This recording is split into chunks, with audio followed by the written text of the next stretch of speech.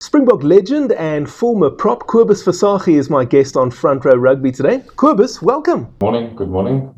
Thanks to join you this morning. Before we begin our conversation, let's take a look at the trivia question for this week. In 2005, the Springboks scored a record win by 134 points to 3. Who were the opponents that day? If you know the answer to the question, you can put it in the comment section down below. We'll also find out if Cobus knows the answer to that question, but we'll do that at the end of our conversation. Cobus, I'd like to go back to 1999 when you made your debut for the Springboks. How exciting was that moment? Well, it wasn't a spectacular first game as it was against Italy. And Italy was not the opponents that it was that they are today, and I think the shine was also taken off a little bit because the week before, Mallett split the teams or the squad into two teams, and it was probably one of the first times that any coach did that, something like that. And so we played one team played the one week and another team played the next, and I was fortunate to be captained by Gary Teichmann that day, and it was a big victory in Port Elizabeth, and it was a very good start, to my career. After that two-test series against Italy, there was a very strange anomaly where we went and played against Wales in Cardiff in June. Usually we would play them there in November. I've heard stories about Rion Oberholzer coming and giving you guys a tongue lashing before that match. It also resulted in us losing against the Welsh for the first time. What can you tell me about that? It was something that I saved for my book, Peter, but I'm joking. Yeah, I mean it's now well known. It was it's something that I always share with the Welsh friends that I have over here. But yeah, we were invited for the inauguration of, at that stage it was called the Millennium Stadium, and it was obviously a massive event for the Welsh, and I think we as Springboks didn't appreciate the enormity of it at that stage. But like you say, the night before, we were called into a team meeting after dinner, which was quite strange at that stage because normally you will be left to your own devices to prepare yourself for the next day. And I think the thing that started it off was that there was a call that came in from SAFU in South Africa giving notification to Nick Mallett and the team that they need to change the lineup for the team based on quota. I don't want to go into the specifics now because I'm more concerned that I won't get the names right. But I know that it concerns Stefan de Blanche on the wing and the consideration of a player of colour. But also just want to say at that stage, and I want to categorically say it, is that I felt that all the players that were in that squad, that included Brayton Paulse and John Kaiser and so on, they were all their merit. I think everybody believed it to be that way. But anyway, after this was announced, I'm not sure if they gave the guys a chance to comment on it. Obviously, it was about my third test, so I didn't see myself fit to get up and say anything about it. But some of the guys got up, and the bottom line is that the guys who got up didn't get selected for South Africa for a number of tests after that. And I think it had a very bitter taste in the mouth. Specifically, I mean, I was playing with Robbie Kempson at Western Province. I had a very good run with him at Western Province in the Stormers that year. He was one of the guys that basically the guys were just making a point that they want guys to play from all colours, but they need to also go do the hard yards in making the lineup. And it was the very early stages of this, and unfortunately some people paid a price for it. I think the best story for me from the whole thing was that Crainer Otto got up right at the end of the meeting after everybody was slated for giving an indifferent opinion, and Crainer said he just wants to know.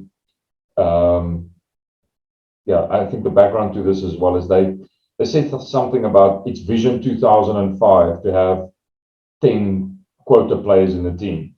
And so Krainer Otto was quite a funny guy, and he got up at the end, and after you have to understand that it was so quiet in that room. It was, the atmosphere was it was, everybody was just couldn't believe what was going on, and he just broke it all up by saying he just wants to know what is Vision 2010 for the quota for white players in the team, and he also didn't get it selected for the next game. So I think the media even was unaware of what happened there, but it had a devastating impact on the team for the next day. Hey, if you're enjoying this video, why not hit the like button? And you speak about a devastating impact. If we look at the results that came, as we know, that first defeat to the Welsh ever in Springbok history, and that was followed by some heavy defeats in the Tri-Nations. We suffered quite badly in Australia and in New Zealand. I know that there was the 28-0 in Dunedin. Gary Teichmann soon after that was dropped as the Springbok captain on the eve of the Rugby World Cup 1999. I'd like to hear from you, Cobus. Going to the World Cup in '99, what was the atmosphere actually like in the Bok camp?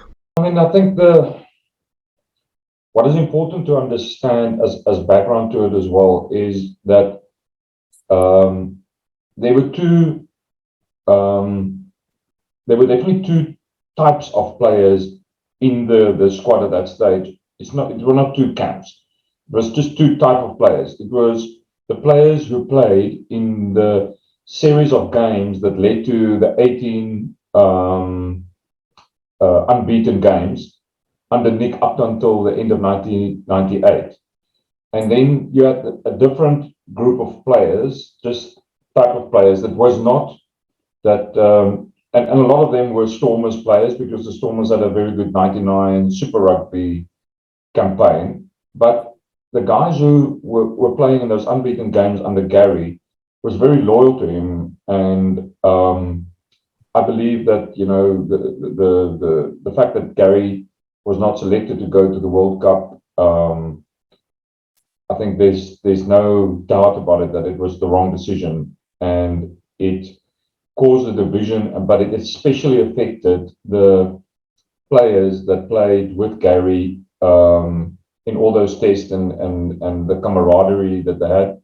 It was exceptionally difficult. I mean, I shared a room with, I was very fortunate to share a room with Andre Venter, and, although he was not a shark, the same with Rassie was not a shark as such. It caused a lot of issues, and I think it also caused a number of guys, like Henry Honeyball, that was very big leaders, but also close friends and long-time teammates of Gary, to be quite embittered in that. And I mean, to this day, I also believe if Gary Teichmann was captain and played, we would have won the semi-final against Australia, because there was massive defensive errors made in that game, and there was a bit of leadership required in that game that was lacking, that I believe he would have brought to the team. And I don't think that nobody denies that, even from the coaching perspective today. But hindsight is exact science. Absolutely. So, Cobus, I had Peter Miller on the show a few episodes ago, and I'm going to put a link up to that here if anybody wants to go and watch that. And Peter told me that during the pool stage at that World Cup, where we had Scotland, Uruguay, and Spain, and we were playing in Edinburgh and Glasgow, he said that the guys didn't really feel that they were at a Rugby World Cup. And it was only when you guys moved to Paris for the quarterfinals and then Twickenham that you really began to feel that you were actually part of this big tournament. Would you go along with that? Yeah, I would agree with that. I mean, Edinburgh was nice. We had a couple of good nights out, but it was very isolated, and I would agree 100%. It was only Paris when we really hit the strides, and but yeah, it was a very isolated setup. I'm not also aware, it's such a long time ago, but I can't remember that there were any other games played up there, in that time period as well. I know that we went to this very grim shopping centre where we played 10-pin bowling in Glasgow. It was asking questions, I would say. Fair enough. Okay, so let's talk about moving to Paris for that quarter-final against England, the Yanni de Beer show, as it is now famously remembered. How much of that was actually planned in the week leading up to the match? Look, I think the planning for that was, in my opinion, it happened quite late on the Wednesday training. It may even be the Thursday training because as I remember correctly, that game was played on a Sunday.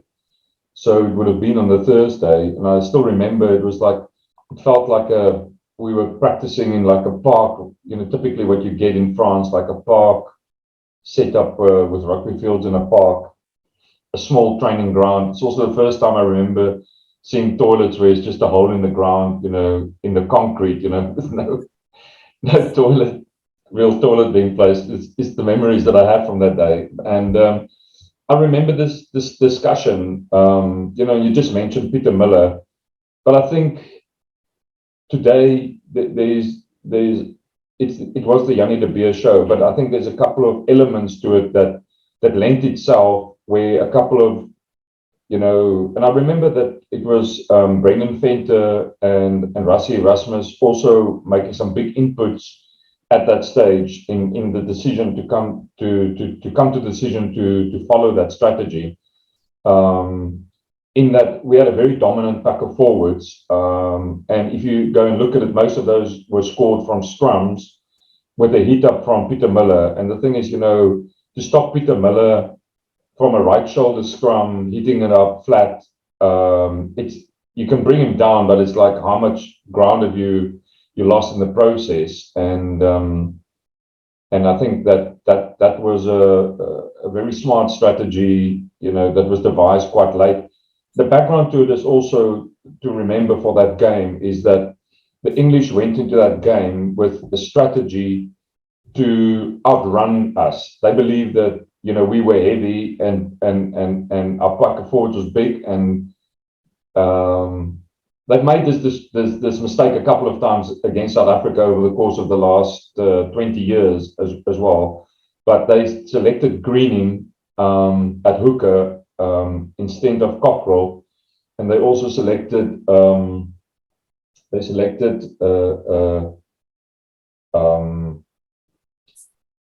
I can't remember what it was. I think they dropped Julian White for guy played for Gloucester. But yeah, so they tried to outrun us, and the consequences was that they were in effect, quite ineffectual in all the set piece, which really laid the foundation for that. And then a week later, that semi-final against the Wallabies, I know you touched on it earlier.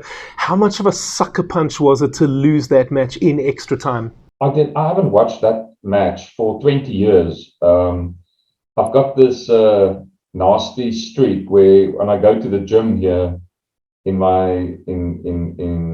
St. Albans, when I'm on the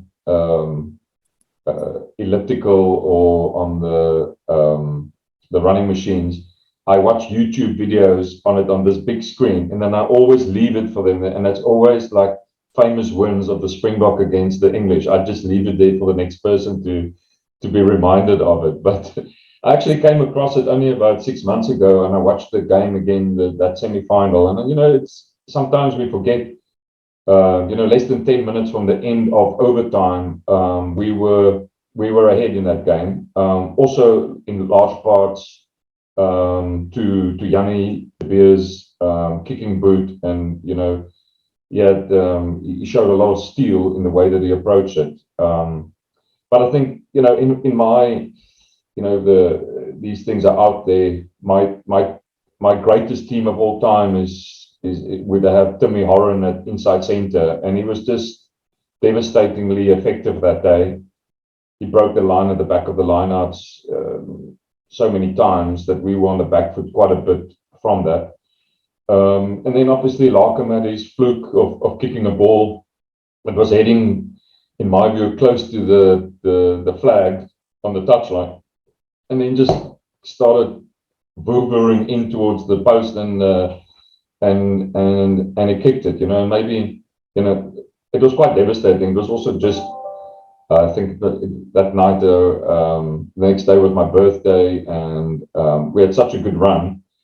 But yeah, I think if we, hindsight is exact science, but if we went through that day, I believe that we had a good chance to win that World Cup against France.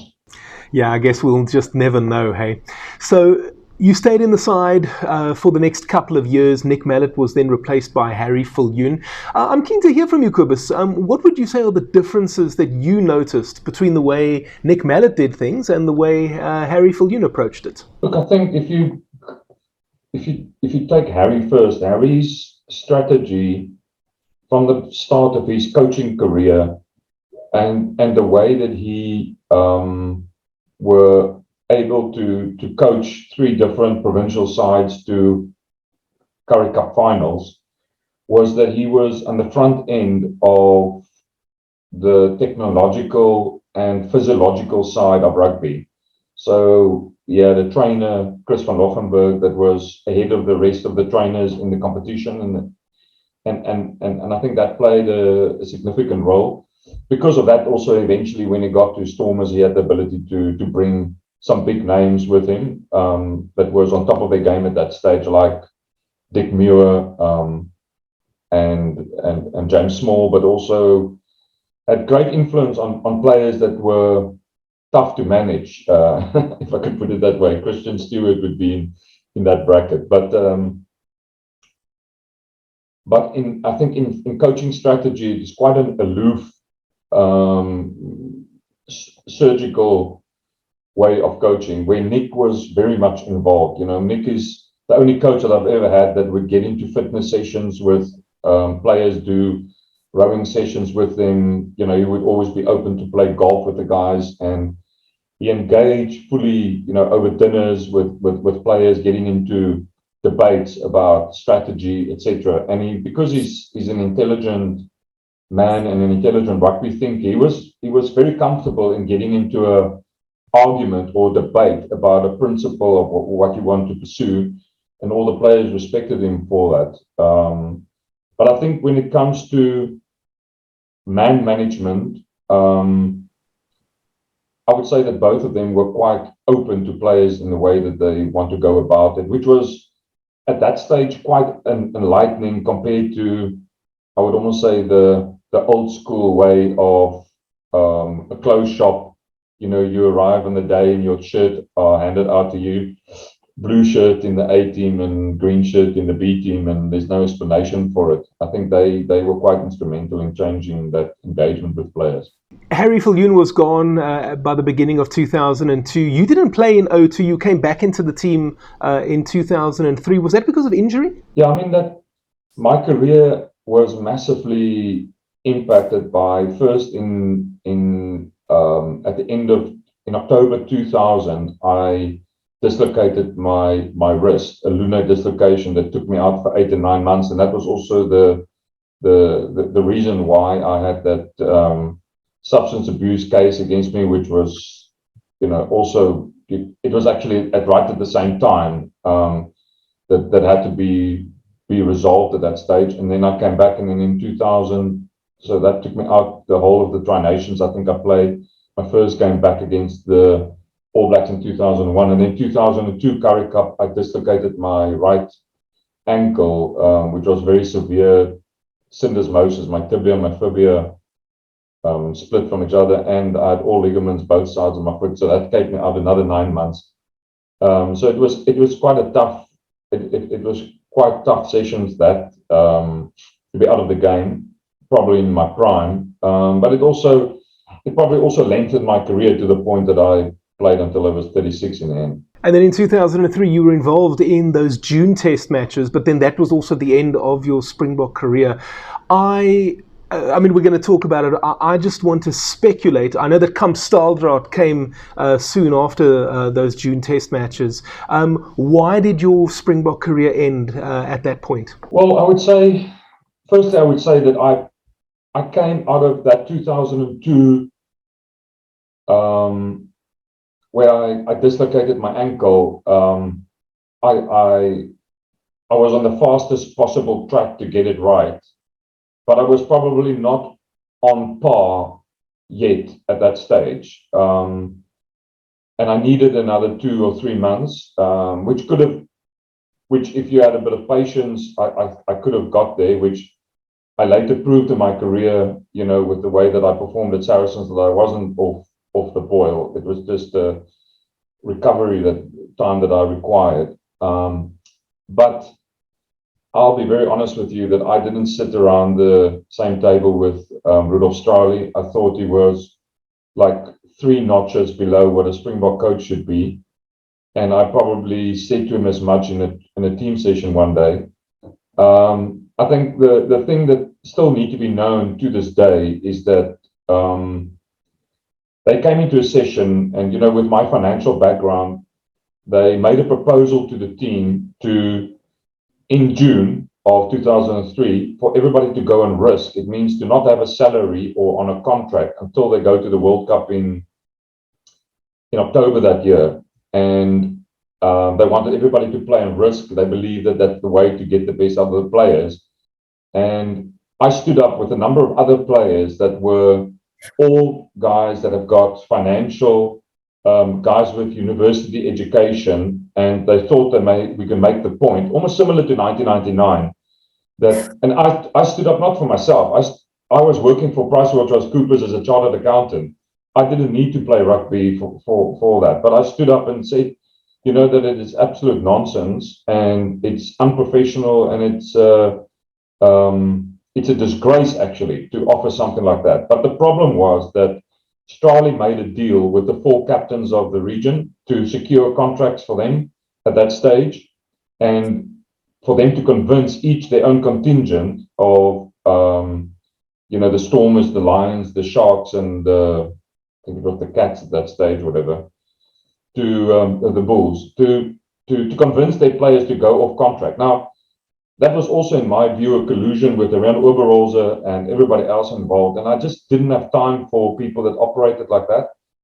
And to this day, I don't think it's said enough, and I don't care to say it on a YouTube video like this, is that the way that Rian Oberholzer and Rudolf Straeuli ran after SAFU, and what they tried to do there to save money to SAFU, taking risk on people's lives. And if you consider how hard the current South African Rugby Union is trying to look after the players, is just chalk and cheese. And anyway, the result of that was that each player that stood up there, that included Peter Rousseau, I think it was Andre Snyman, and I'd rather stay accurate to the facts, was all dropped after that day. Didn't want to be part of the club. And I basically predicted that this type of manipulation was going to lead to other problems, and also it's going to not be in the interest of South African rugby. And unfortunately, I was proven right. And I feel very sorry for the guys that were in the leadership of that team, because they were all manipulated in a very bad way. And after that, I said, look, after that Nandrolone controversy where I was innocently pursued, and then this, I said I didn't want to have anything to do with South African rugby. And I actually didn't pursue to go to overseas as well. I was 30 years old in October 2003, and I said, that's the end of me. I'm done with rugby. And then there was other opportunities on my timeline. It really was a dark period in South African rugby as well, wasn't it? So Cobus, let's try and lighten the mood a little bit. Something that our viewers love to hear. Who was your toughest opponent? I would say that probably in each stage of my career, it needs to be recognized that the challenge that you have in the front row. I mean, I was one of the youngest tight props ever for Stellenbosch University Rugby. And I remember, as a 19-year-old first team prop, in the time that you were still playing games against False Bay and Malmesbury, Maritzburg, and places like that, when you end up scrummaging against a guy that's 36 years old, those step-ups were unbelievably tough. I don't even remember what the guy's name was, but all I remember was having blood, like bloodshot skin, and massive scabs for 2 weeks after each time I played against these Hardebaarden, and but I would say that the Argentinians that I played against my whole career, Federico Mendes is remembered as a hooker, but he was probably one of the toughest lucids that I ever scrummed against in my career. I would definitely say, and then mostly from the way that I scrummed, the hookers was also quite. It's more dependent on how strong a hooker is, and I really rated guys like Chris Rousseau very highly, as well as a guy like Federico Mendes at hooker. And what are you up to these days? I don't play rugby anymore. So when I finished playing at Saracens in 2009, I was very fortunate to have a great transition. I joined the holding company of Saracens as commercial director, and there was a number of sports entities in that company, and I was also scrum coach for, utilized as scrum coach for a couple of years. It was in the time that Schalk Brits and Ernst Joubert and Jacques Berger and those guys joined, but also, under the coaching management of Brendan Venter. And that was a great transition, but my ambition was always to do business. And so in 2011, I left them. I joined a private merchant bank. And a year later, I had a vision to start my own company called Africa Merchant Capital. It's a private merchant bank operating in sub-Saharan Africa. And it's now 10 years later, and the company is very successful, and I've really enjoyed the journey. So I do business in the Anglophone countries of sub-Saharan Africa, investing and financing companies in the continent. Oh, that's great. Cobus, as we wrap up, it's time to take a look at that trivia question again from earlier. In 2005, the Springboks scored a record win by 134 points to 3. Who were the opponents that day? Do you know the answer, Cobus? I would lie if I say, but I'll have to go with something like Tonga. It's not a bad guess. The correct answer actually is an opponent that we came up against at the 1999 Rugby World Cup, Uruguay. Tonderai Chavanga scored 6 tries that day against the Uruguayans. A big 134-3 win in East London, actually. Cobus, let me say thank you very, very much for being available. It was lovely having you on Front Row Rugby today, and hopefully we can have you on again in the future. Thank you, Peter. I'll try not to be as serious the next time. No, I think it was fascinating. I think some of those stories, a lot of people just don't know that stuff. And, that's what we want to do. We want to have the legends and the heroes on this show, and we want to hear interesting conversations. Thanks very much. Thank you for having me, Peter. Last time on Front Row Rugby, former Springbok wing Dean Hall was my guest. You can go and have a look at that video. It's appearing on the screen right now. Next time, 1995 Rugby World Cup winner Robbie Brink will be here. Thank you so much for watching. If you enjoyed that video, why not tackle the like button? You can also subscribe and hit the notification bell so you don't miss any content from Front Row Rugby. See you next time.